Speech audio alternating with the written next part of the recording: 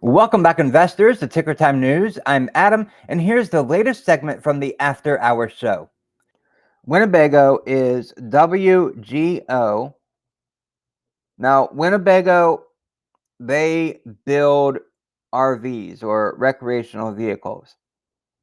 If you recall, we talked about Thor Industries not too long ago because they post their earnings probably a week and a half ago or so. And they completely blew earnings away. Thor Industries, that is. They also make recreational vehicles, just like Winnebago. So they're a peer or competitor, however you would like to call it. Now, I had some pretty good hopes for Winnebago, but I don't think they met them, at least all of them. So let's talk about Winnebago. Ticker symbol is WGO. So Winnebago is not finding a good place to camp today, even though the company topped earnings estimates by its widest margin in 5 years in Q1. With demand high and dealer inventories low, the pricing environment remained strong for the RV manufacturer, paving the way for exceptional margin expansion. It has also led to robust growth for the company's backlog, which jumped 116.6% year over year and 10% sequentially to $1.9 billion in the quarter. However, I think much of today's muted reaction is due to the potential for cloudy skies ahead for Winnebago. For instance, a growing backlog can also be attributed to certain supply chain headwinds as material costs continue to creep higher. Labor availability continues to be a constraint, and semiconductor shortages keep impacting productivity. In addition, the Recreational Vehicle Industry Association, the RVIA, forecast North American wholesale shipments. The expansion will be just 2% year over year in 2022, a significant slowdown from the 40% leap in 2021. Part of the slowdown is expected, or I should say, part of the slowdown in expected shipments could be due to the comeback of alternative accommodations.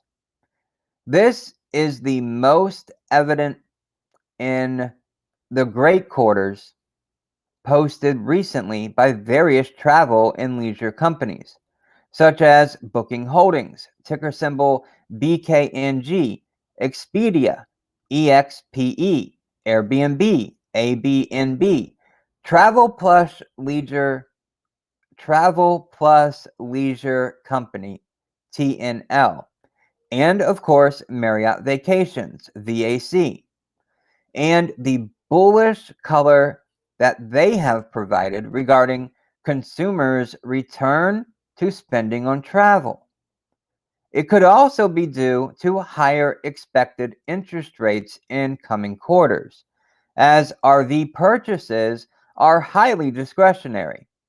Consumers are more likely to put off buying an expensive RV if monthly payments become unattractive. Rising inflation could also magnify this, making owning and operating an RV much more costly. Nevertheless, Winnebago has support from strong tailwinds, such as the rise in remote work, increasing outdoor activity, and an excellent past couple of years saw over 14 million households camp for the first time, which presents a strong argument for Winnebago's continued success going forward. This is, or I should say, This is highlighted by the solid start to fiscal year 22, as Winnebago more than doubled EPS year over year in Q1 to $3.51, crushing estimates in the process. Revenue also grew nicely, up in the quarter 45.7% year over year to $1.03 billion, despite lapping an unfavorable comparison of a 34.8% jump in growth in year over year a period ago. Even without accounting for Winnebago's recent acquisition of Barletta, organic revenues still jumped 38%. Towables led growth in the quarter, jumping 43% year over year, while motorhomes were close behind at 31%.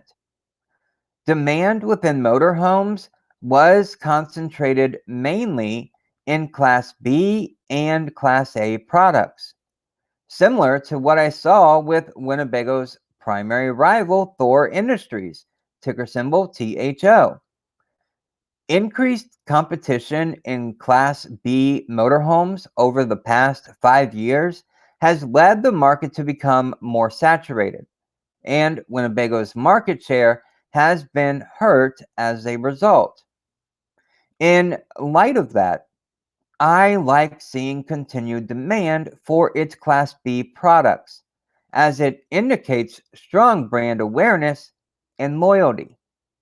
Lastly, gross margins improved 250 basis points year over year in Q1 to 19.8%. Winnebago's margins are nicely higher than Thor's October margins of 16.6%.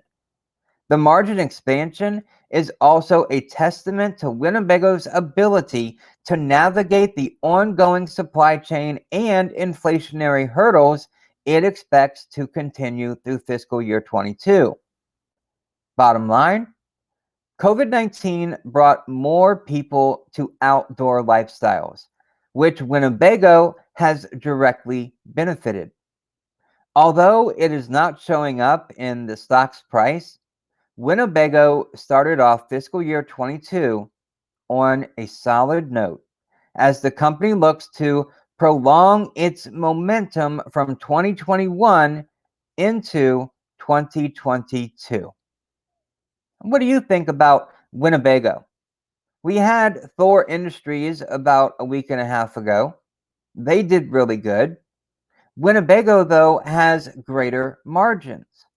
But look at this stock chart.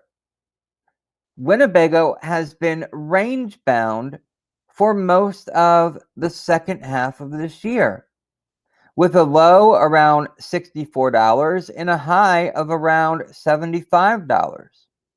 It just keeps pinballing around within that range. How can the stock continue to do that when the company itself is doing so much better? Let me know your thoughts in the comments below. Thank you for watching this segment from the After Hours Show. If you want to watch it live, then join me on this channel every day the market is open around 5 p.m. for the latest stock market news, deep dives on your favorite ticker symbols, and most importantly, answer your questions. Make sure to click the like button and share this video with others so we can all reach financial freedom. Thank you so very much for watching, and I will see you in the next video.